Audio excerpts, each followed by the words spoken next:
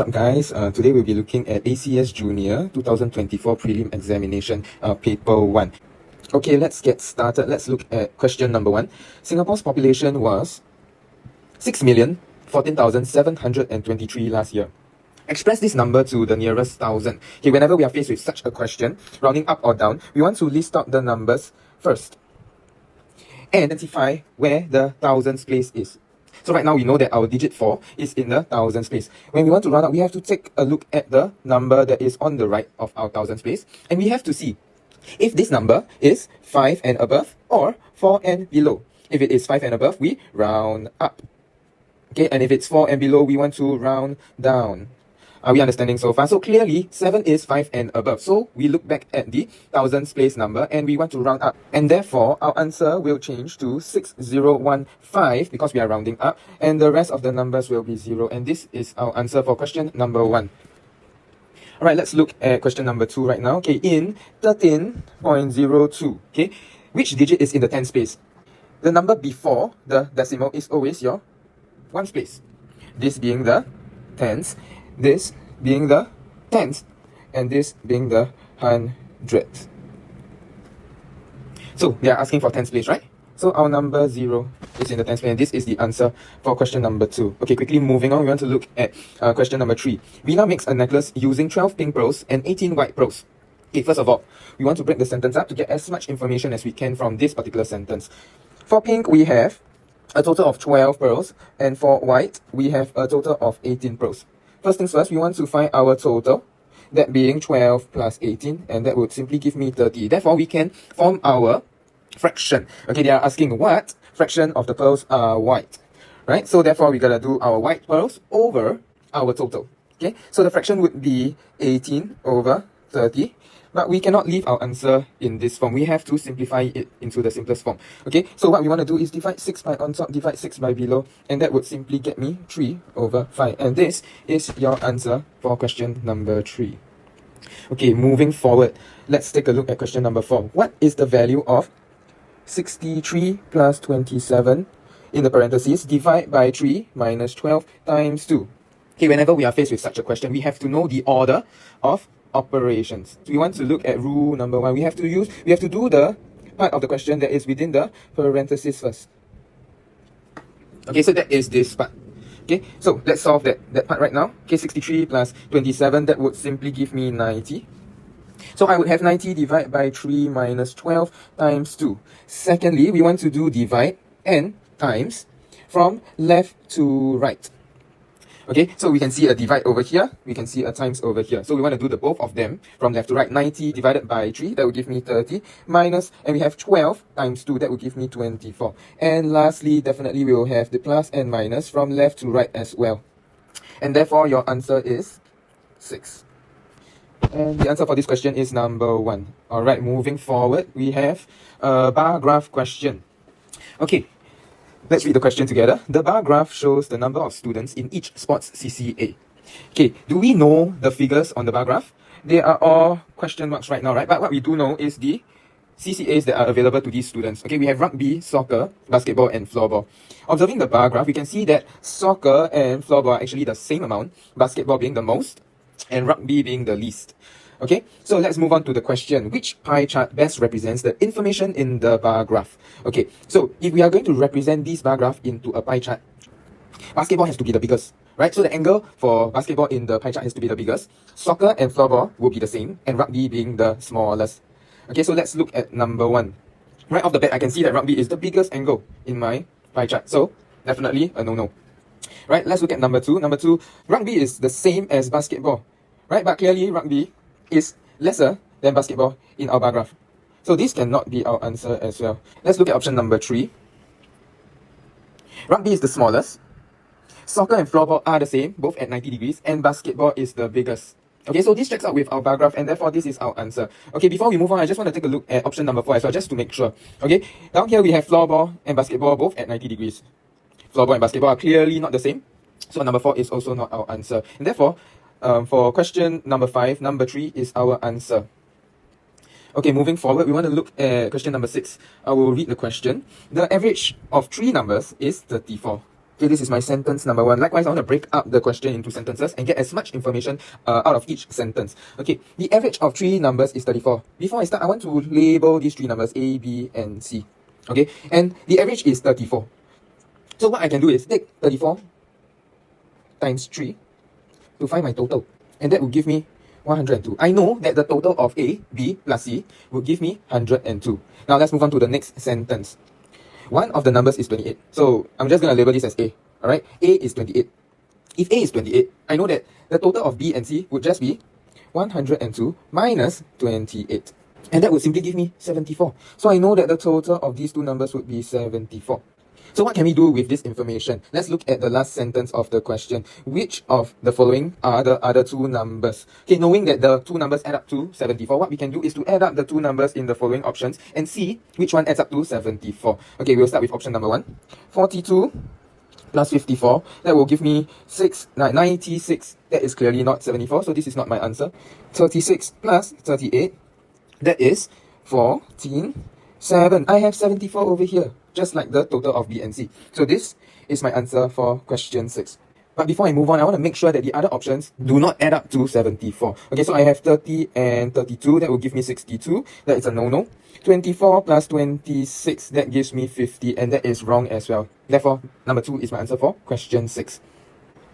Okay, let's move on to question number 7. Let's read the question together. PQRS is a parallelogram. Okay, before we start, what is a parallelogram? A parallelogram is a shape that has 2 sets of parallel lines. That being said, I want to take a look at PQRS. PQRS over here.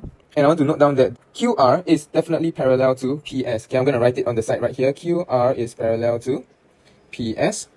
And RS is definitely parallel to QP. Okay, let's look at the next part of the question. It says that PSTU is a trapezium. Okay, so the properties of a trapezium is that it has 1 set of parallel lines. Okay, from this I know that ST and PU are definitely not parallel, right? So the set of parallel line that I'm talking about here is PS and UT. PS is parallel to UT. And I want to label it in a different color over here, maybe with the blue.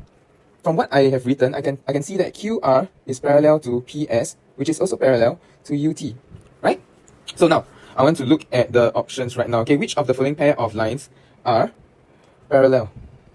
So let's look at this. QR and ST. QR over here, ST over here, those 2 are definitely not parallel. Okay, QR and UT. That checks out, right? These 2 are definitely parallel. Therefore, the option number 2 is the answer for question 7. But before we move on, likewise, I want to take a look at the other options as well, just to make sure, right? ST and PU, we have established that those 2 are not parallel. PS, which is what I have over here, and RS, they are literally touching, so they 2 are definitely not parallel. And therefore, your answer for question number 7 is 2. Okay, quickly moving on, we want to look at question number 8. Okay, this question is a question of volume. Alright, let's read the question together. 3 containers with some water are shown below. Okay, this is my sentence number 1. Okay, we have container A, B, and C, right? And we can see that the water level for all of them are different, and the size of the containers are also different. What we can do right now is to find how many increments it takes us to get to 100 ml, to find out what 1 increment is in volume. So you can see that our 100 is over here. How many does it take to go up? 1, 2, 3, 4, and 5. Therefore, if I were to take 100 divided by 5, I would get the increment of 20 ml. Okay, so from this, I know that this is 20, this is 40, this is 60, this is 80, and this would be 100. Okay, and then moving further up, we can tell that this would be 120, 140, 160, and as you can see, the water line is in between 160 and 180. Therefore, I want to write the volume of the water in this container A as 170 ml. Moving forward, we want to look at container B. Likewise, we want to see how many increments it takes to get to 400 ml. Okay, so our 400 is over here. I have 1 increment, 2, 3, 4, and 5. So likewise, I'm going to do what I did for container A as well. 400 divided by 5, and that would give me an increment of 80 ml. So if I were to apply this 80 over here, this will be 80 ml, 160 ml, 240 ml, 320 ml, and lastly 400 ml. So it checks out, right? 400 reaches the 400 milliliter mark. So this is for B. Okay, so what I can say is that our water level, if you were to look carefully, is slightly under the 160 mark. So what I want to say that this is less than 160 ml. Okay, now looking at container C. Same thing, I want to look at the number of increments in between 0.5 liters. But before we do that, I want to convert 0.5 liters into mLs. Okay, so my 0.5 liter is actually equals to 500 ml.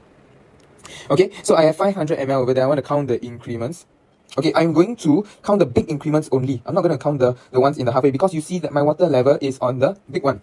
Right, so I have 1, 2, 3, 4, and lastly 5 at the 500 ml mark. So likewise, what I did for the other two, I'm going to take 500 ml divided by 5, and that will give me 100 ml. So I know that the increment for each of these big increments are 100 ml. From here I can see that the water level is at the 200 ml mark. This being 100, 300, 400, and 500. So my volume for container C is 200 ml. Okay, now let's look at what the question is asking us. Arrange A, B, and C from the largest volume of water to the smallest. So as we can see, we have 170 ml, we have less than 160 ml, and we have 200 ml. So the biggest has to be C, followed by A, and then B. And therefore, my answer for question number 8 is number 4. Okay, moving forward to question number 9. We are looking at a circles question right here. Let's read the question together. The figure below is made up of 5 identical quarter circles. Okay, so we have quarter number 1, 2, 3, 4, and 5. Alright, let's go on to the next sentence. The radius of each quarter circle is 10 cm, as seen over here. So now, what are they asking us? They are asking us to find the area of the figure.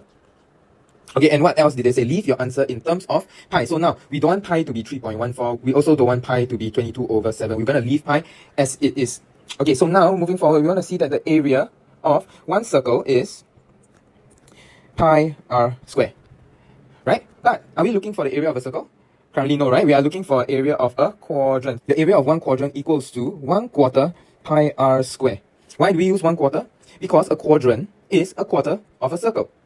Okay, so what we want to do, right, is to substitute r with 10 cm. And therefore, we will get 1/4 pi 10 square.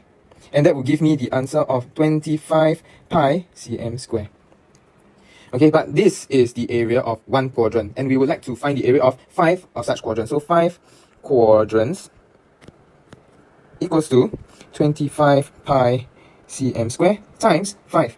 And therefore, my answer is 125 pi cm square. Your answer for question number 9 is number 1. Okay, let's look at question 10 together. Okay, this is a solid figures question. Okay, right here it says the figure below shows a prism. Okay, which of the following are nets of the prism? Okay, if we look at the prism over here, we can see that it is made up of a few shapes, right? We have a big rectangle over here. We have 2 triangles, okay, that I'm going to label blue. Okay, one in front, one behind. Okay, you have a green, smaller rectangle at the bottom. And also a green rectangle behind it. Okay, if we look at this, you can actually see that the big red rectangle, right, the edge of it is actually aligned with the long edge of the triangle on both sides. Can you see that? And the short edge of the rectangle at the back lines up with the short edge of the triangle at the corner at both sides. So we are going to use this to see if the options given to us below will make a prism. For option A, we see that there is a long edge over here. And if we were to fold it forward this way, you can see that this long edge of the triangle will line up nicely with the long edge of the rectangle. Likewise, the short edge of this triangle will line up nicely with the short edge over here. Alright, moving on to B. This short edge over here will line up nicely with this short edge over here. Likewise, at the opposite side, they will line up. Okay, now let's look at C together. We have a long edge here. Okay, being folded, it will line up nicely with this edge. This short edge here will line up with this short edge over here. Alright, okay, but let's look at D. What do we have in D? The long edge will line up with a long edge here. But if you look at D carefully, you realize that there is 2 big rectangles. Right? There are 2 big rectangles, and this short edge, right, will only reach halfway if we fold it up. This short edge as well will only reach halfway if we fold it up. So D cannot be our prism net. Okay, so the answer for this question is number 3, A, B, and C only. Okay, moving on to question 11, we can see that we have a 3D staircase-like figure over here. Okay, let's read the question together. The solid shown below is made up of 1 cm cubes. Now, what are 1 cm cubes? 1 cm cubes are basically cubes that has the length, breadth, and height of 1 cm each. Are we understanding so far? Okay, let's move on to the next sentence. Owen takes the whole solid and dips it completely in a pail of green paint. Moving on to the third sentence, what is the total surface area of the solid figure? How can we tackle this question together? Okay, what I want to do, right, is to use visualization. Okay, this question requires you to visualize the image or the figure from different angles. So I want to look at it from 6 directions, from the top, from the back, from the front, from this side, and that side. From the top, I want to see how many surfaces I will have that will be exposed to the paint. Okay, so I have this surface over here, this surface over here, this surface over here, 3, 4, 5, and 6. And from this side over here, what I want to show you is that there are 1, 2, 3, 4, 5, and 6 as well. Right? So we have 6 from the top, 6 at the side. Okay, lastly, I want to look at this image from the front, and this is clearly 6 as well. 2, 3, 4, 5, and 6. Alright, now, what do we do about those sides that we are not able to see? Okay, so that's where the visualization comes into play. Alright, so let's do it from the back first. Okay, I want to visualize how it will look like. Using visualization, I will be able to tell that my shape will look something like that from the back. Are you understanding? And from here you can see that, likewise, like the front, there are 6. Are we understanding? So this is the back. What about from this side over here? This one over here. Right? It would be something like this. Right? And if you look at it, there is also 6. Right? I'm just going to call this side number 2. This is side 1. This is side 2. And now from the bottom. From the bottom, if you look at it, we would have something like this as well. Right? So from this, we can tell that there are essentially just 6 1 cm square surface area from each side. So what I can do from here is essentially just do 6 cm square times 6 for each direction that I am looking from, right? The bottom, side 1, side 2, the back, the front, and the top. Okay, and that will give me 36 cm square. And this is your answer for question number 11. Okay, let's look at question number 12. Okay, right here we have an angles question. Okay, let's read the question together. Okay, PQR, which is what I have over here, is an equilateral triangle. What does it mean to be an equilateral triangle? It just means that all sides are the same. And the angles within are all 60 degrees. Okay? How convenient. Okay, that is my sentence number 1. I want to look at sentence number 2 right now. Let's look at the next part of the sentence. It says that STUV is a rhombus. STUV, which is the shape that is over here. Okay, the properties of a rhombus is that all sides are the same. Okay, all 4 sides are the same. And that the opposite angles are equal. Okay, so TSV is equals to TUV. UTS is equal to UVS. Are you all understanding so far? Okay, from here we want to move on to the next sentence. Okay, it says that QRST is a straight line. Where is my QRST? QRST is literally just here. Can you see that? This is my straight line. Okay, and lastly, it says that angle RVS is 52 degrees, right over here. Now, they are asking us to find angle USV. Where's my angle USV? USV is my question mark. I'm going to label that in pink, okay, so everyone can see it. Okay, how do we tackle a question like this? First off, I want us to see that VRP is also a straight line. When 2 straight lines intersect, we can use the concept of vertically opposite angles. If this is 60 degrees, this has to be 60 degrees as well. Okay, so and if this is 60 degrees, the next concept that we are going to use is the sum of angles in a triangle. Okay, we're going to look at triangle SVR. Triangle SVR. We have 2 angles, 60 and 52. Therefore, my angle VSR would just be 180 degrees minus 52 degrees minus 60 degrees. And that would just give me 68 degrees. Okay, from here, what we can do is to find angle TSV. This angle over here, TSV. How do we do that? Using the concept of angles in a straight line. Okay, they add up to 180 degrees. So likewise, I'm going to take 180 degrees minus away 68 degrees, and that would give me 112 degrees. Okay. Now, knowing that STUV is a rhombus, and there is a line from one side all the way to the opposite side, right? We can assume that these two angles are the same. And therefore, what we can do to find our angle USB is just to divide 112 by 2. And that will give me 56 degrees. And this is my answer for question 12. Let's look at question 13. Okay, we want to read the question together. The table below shows the rates for renting a bicycle at a shop. Okay, so this is for one bicycle, right? This is my sentence number 1. Let's look at the next sentence, sentence number 2. Daisy rented 2 bicycles from 3 p.m. to 5:50. Okay, I want to highlight this part. 2 bicycles. Why? Because it's important. This table shows the rate for 1 bicycle. But down here it says that Daisy rented 2 bicycles. So we want to take note of that. And what is the timing? From 3 p.m. to 5:50 p.m.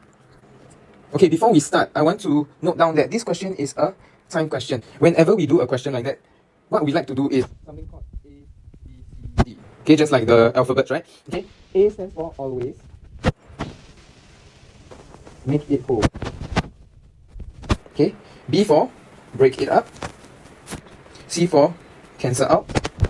And D for draw a timeline. Okay, these are things that can help us to solve this question easily and efficiently. Okay, so now looking at the table that is given to us, for the first hour, we have to pay $8, right? And for every additional 30 minutes, okay, or thereof, we have to pay an amount, but right now we don't know what that amount is, right? So what is the question asking us? How much did Daisy have to pay for every additional 30 minutes or part thereof for renting a bicycle? So first things first, what I want to do is to draw a timeline. Okay, she started at 3 p.m. and she ended at 5:50 p.m. So before I move on, I want to find out the price for 1 bicycle. 2 bicycles, okay, I'm just going to write bikes, is $32, right? 1 bike would be $32 divided by 2. And there you have $16. So she paid $16 for 1 bicycle from 3 p.m. all the way to 5:50 p.m. The first hour would end at 4 p.m. and that would cost her $8. So we know that the remaining amount is $16, right? But we have to count how many 30 minutes or part thereof we have from 4 p.m. all the way to 5:50 p.m. So the first half an hour would be 4:30 p.m. Okay, we have one amount over here. Okay, next we have 5 p.m. We have 2 over here. Next we have 5:30 p.m. That's 3. And lastly, 5:30 to 5:50, that's 20 minutes, but it's still a part thereof 30 minutes. So we have 4 small payments in there. Okay, knowing that she paid $8 for the first hours and her total payment is $16, we know that from here all the way to here she paid $8 as well. But what we want to find is just one payment for every additional 30 minutes or part thereof. So what we can do is to take $8 divided by how many parts? 4 parts, and that will give me $2. And that is your answer for question number 13. Okay, let's look at question 14 together. Alright, at first, Mrs. Ang had twice as many red beads as yellow beads. So immediately I know that my red beads has 2 units and my yellow bead has 1 unit. I want to draw a model. Okay, when I see this word twice over here, I know that I am working with multiples. Okay, so I would like to draw my model. I'm going to draw it big so that you guys can see it clearly. Alright, so I got 2 units for my red and 1 unit for my yellow. Okay, let's move on to sentence number 2. It says she used 2/3 of her yellow beads and some of her red beads to make some necklaces. We know the fraction of yellow beads she used, which is 2/3. Right? She used up 2/3. I'm going to cross them out to represent that they are used. And she was left with 1/3 of her yellow beads. But we do not know the fraction of red beads that she used to make the necklaces. Let's look at sentence number 3. Okay, it says that in the end, 3/5 of the beads left were red beads. If 3/5 of the beads left were red beads, then we immediately know that the rest, which is 2/5, are yellow. And if this equals to 2/5, how would 3/5 look like? Okay, I want to draw another model representing this. If 2 units is 2/5, definitely 3 units would be 3/5. So I want to do the same thing like I did to the yellow. I'm going to split them up into, firstly, 3s. Okay, each unit I want to split into 3s and then into 2s again. Okay, therefore this would be my 3/5 that were left. Okay, and then what was used? We immediately know that this amount was used. And we can see right from here, this out of the red is 9 out of 12. And if 9 out of 12 were used, we want to simplify that and we will just get 3 out of 4. And this is your answer for question number 14. Okay, moving on to question number 15. The last MCQ question of booklet A of paper 1. Okay, let's read it together. It says that Mrs. Sami baked chocolate and strawberry cupcakes at a children's party. This is sentence number 1. Moving on, it says that the number of chocolate cupcakes was 5/7 the number of strawberry cupcakes. What does this mean? This means that chocolate cupcakes has 5 units and strawberry cupcakes has 7 units. Now moving on to sentence number 3. Mrs. Sami then baked some blueberry cupcakes. So we know that we gotta add blueberries into the mix, right? Okay, in the end, sentence number 4, 25% of the cupcakes were chocolate cupcakes. In the end, this would be 25%. So what are they asking us? What percentage of cupcakes were blueberry cupcakes? What percentage? We want to find how many percent, right? So if 5 units equals to 25%, I'm going to find my Mr. Greenman. What is my 1%? If you realize, my 1% would just be 25% divided by 5. And that would give me 5%. So now what do I want to do? I want to find the percentage of the total number of units of chocolate and strawberry. And that would be 12 units. So if 1 unit is 5%, 12 units will be 5% multiplied by 12. And that would give me 60%. And therefore, I know that the remaining would be blueberry. So, from this, I know that 100% of my cupcakes minus away strawberry and chocolate, which is 60%, would equal to my blueberry, which is 40%. Therefore, my answer for this question is 40%. Hi everyone, if you like this video, you can click right here for a similar video or you can view our playlist here.